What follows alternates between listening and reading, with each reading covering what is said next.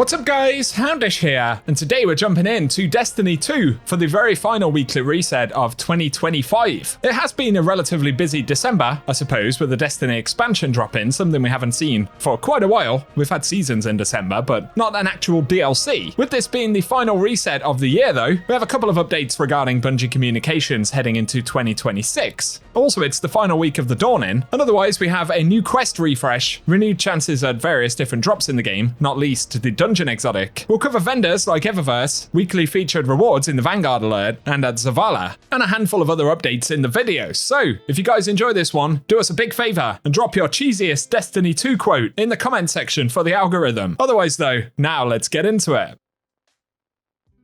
So, first up, Bungie's first TWID of 2026 will be next Thursday on the 8th of January. That's when we can expect Bungie communications to start to kind of pick up again as we head into the new year. And of course, there are some important updates that we're hoping to get from Bungie in the relatively near future, but we'll see how all of that pans out as of next week. Otherwise, for the moment, it is the very final week of the Dawning, so it'll be quite a while until we see Space Grandma again, of course, but in terms of rewards, obviously, if you want to finish the title, the event track, get Dawning weapons and all of that kind of stuff, there are a final few days to do it, and additionally, even if you're not playing the Dawning stuff specifically, you may have a bunch of ingredients and things that you can bake cookies with. And I'd say it's worth turning those in as we can get a lot of portal drops, including Pinnacle Ops gear, just by baking cookies, so you may as well take advantage of that and waste all of your materials before they simply vanish at the next weekly reset.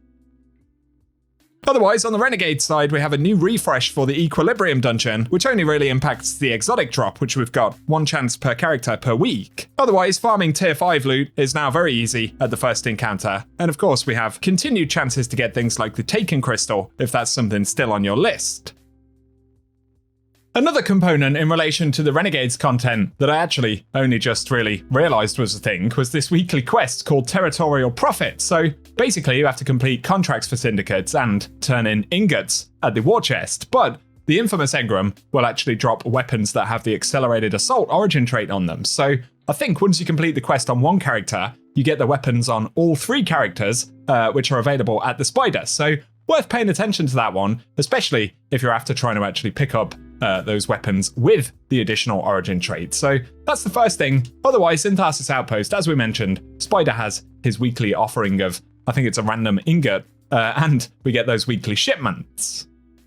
Outside of that though, into more of the seasonal content, if that's the right terminology for it, of course we have the Vanguard alert refresh. So for the quick play nodes this week, we can see the Nox side reel fusion rifle, which has a couple of good rolls on it, to be fair, is the weapon that's available. And when we complete that, they are the masterworked version with the bonus origin trait. So we have to complete 3 activities in each of the quick play playlists to get a drop of that, but you get additional drops on activity completions, a lot of the time at the very least. And then Birthplace of the Vial is the Grandmaster Vanguard alert for this week, and the Sarpedon D, if I'm saying that correctly, is the featured weapon. Again, it will get the bonuses to the origin trait and the masterwork drop when you complete that, and then you get those additional materials and things as well. So let us know down below how you're getting on with Vanguard alerts, whether you find them particularly interesting or useful. I guess it's good for, targeting specific roles on some of the portal gear for the season.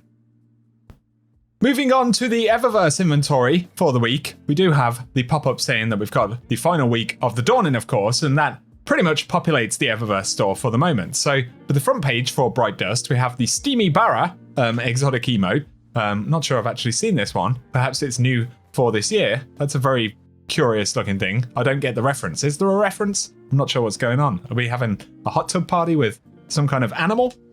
Anyway, 3,250 Bright Dust. If there is a reference, you'll have probably found that really funny because I'm totally confused. Otherwise, we've got the Graceful Spin legendary emote, which is up for 700 Bright Dust. Absolutely fabulous right there. Otherwise, there is the Dawning Lights exotic ship, which is up for 2,000 Bright Dust as well. Quite a curious looking thing, adorned in some festive lights, of course. Otherwise, we have the Sweet Entrance Transmat effect for 450 Bright Dust. We'll preview it again. Oh, nice. Bit of gingerbread going on.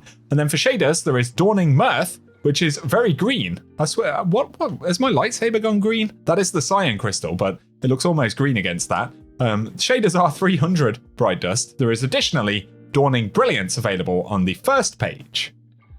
Then to the main Bright Dust section here, we've got the Toboggan Buddies exotic multiplayer emote up for 4,250 Bright Dust right there. I think that's new this year. Otherwise, there is the Puck Drill for 700 Bright Dust as well, if you want to play a bit of hockey, cause a bit of damage in the tower, potentially. Moving along though, we have the Painted Elytra Shell. I swear these came from that porcelain set of stuff that you could buy for silver, literally a couple of weeks back. So now up for Bright Dust, unless I'm mistaken. That's 2,850 Bright Dust.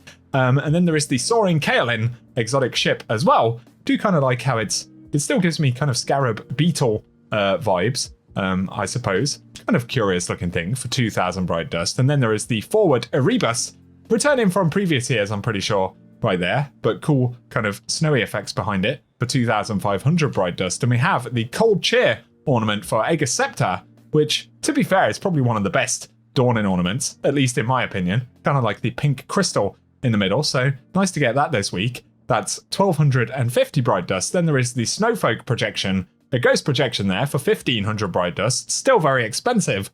But for the final set of shaders on the second page, we have Dawning Brilliance, which it's not going to load, is it now, all of a sudden, as I'm flying into the tower? There we go. I've been flying into the tower for ages. Additionally, right here, we have Dawning Tranquility. Once again, all of these are 300 Bright Dust. And then there is the Celestia shader as well. And very finally, the Justified Cobalt is up this week. So keep all that stuff in mind, given that it will go away for at least another year after this week. Finally, though, we have Snowy Entrance, Sweet Entrance, and Piled High for the transmat effects that are 450 Bright Dust. So let us know in the comment section if you'll be grabbing anything from the store this week. For a quick look at Zavala, this fusion, the same one that's up in the Vanguard alerts this week, is also available at Zavala. So there'll be a bunch of different roles. I believe the roles do actually change on a daily basis. I know one of the most popular roles is Clown Cartridge and Frenzy. I don't think that's actually available on any of these today, but it may well be in future days coming up this week, unless, of course, you spot a different role that you like the look of. Either way, that's the featured weapon at Zavala. As we can see right here, it took me ages to fly into the tower. It never happened. I had to back out and try again, and now I've gone to the annex and I'm just watching other players run around. Oh, there it is. It's finally decided to start working, so we'll go pay a visit to Darth Shader 1 down here in the annex, which apparently is difficult to get to, with technical issues going on at the moment. In terms of the armor that Ada has, she's actually got the set from back in Heresy. This was the stuff you got from the Season Pass in Heresy, but for anyone who missed it, who may want to add it to collections for cosmetic purposes, then I guess that's an option now. Otherwise, for shaders, we have Dark Omolon available this week, which can be quite a nice one. These are 10,000 Glimmer. Otherwise, Echoes of Io is available as well. And finally, Dead Orbit Vision is up if you're after any older faction shaders. For today though, guys, that is everything we have to round up for this week. So I'll keep you posted when Bungie return to communications, and we'll have a few more videos over the next week or so heading into New Year. So keep it locked and loaded right here. If you're new, hit subscribe and turn on notifications. And with many of us celebrating New Year in the next few days, obviously wishing you all the best, stay safe, enjoy it, but don't do anything too crazy, like throwing live Praxic blades around, stuff like that. Keep it in check and have fun, my friends. For now though, I appreciate you tuning in as always, and I will catch you all very soon.